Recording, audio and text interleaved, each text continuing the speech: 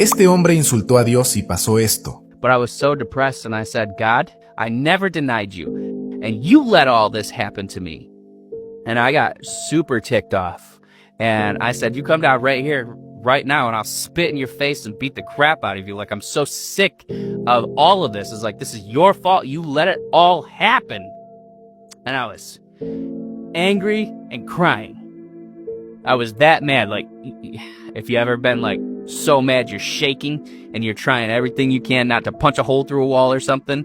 And so my TV comes on and it comes on to TBN, which the signal is so bad that it's black and white and fuzzy, but I can see the picture and I can hear it. And Joseph Prince is on, and he's talking about backslidden Christians. He said, maybe you said a prayer at a bus stop when you were 16, but you've gotten into drugs and alcohol. And he just listed all this stuff, and he's like, it's not God's fault.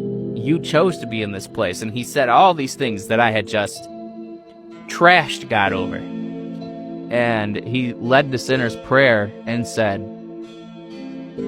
if you want to be Christian again, if you want to come back to him, it's not too late. You can say the sinner's prayer and welcome him into your heart and get connected with a local church. So I prayed and I said, Jesus, I'm so sorry. And this time I was crying. I said, Jesus, I'm so sorry. It's not your fault. I did this. I let my life get like this. I'm sorry for accusing you. Please, Jesus, get me out of this house, out of this mess, away from drugs and alcohol, away from these people. Get me to church and get me a job, and I will never turn my back on you. I didn't give him a time frame. I didn't give him a timeline. None of that. I'm just trying to keep it together here. I didn't give him a timeline. I didn't even know what to expect. I just prayed. I just prayed what I felt in my heart. Do this for me. I got up. I lit up a cigarette. And I get a phone call on my little crappy $20 flip phone that I had at the time, because this is 2009. And my friend calls me and he says, I was driving around praying, because he's like really the only Christian I had in my life. He's like, I was driving around praying, and I felt like the Lord was saying that you need a place to stay. So I talked to my wife, and she said that you can come stay with us if you want.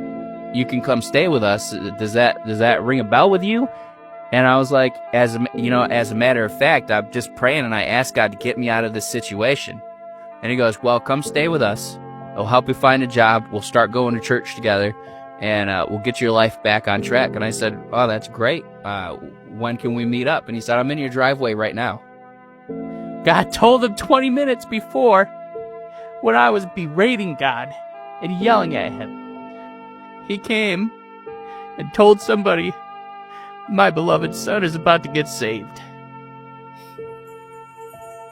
And he answered my prayers right there, before I even prayed it.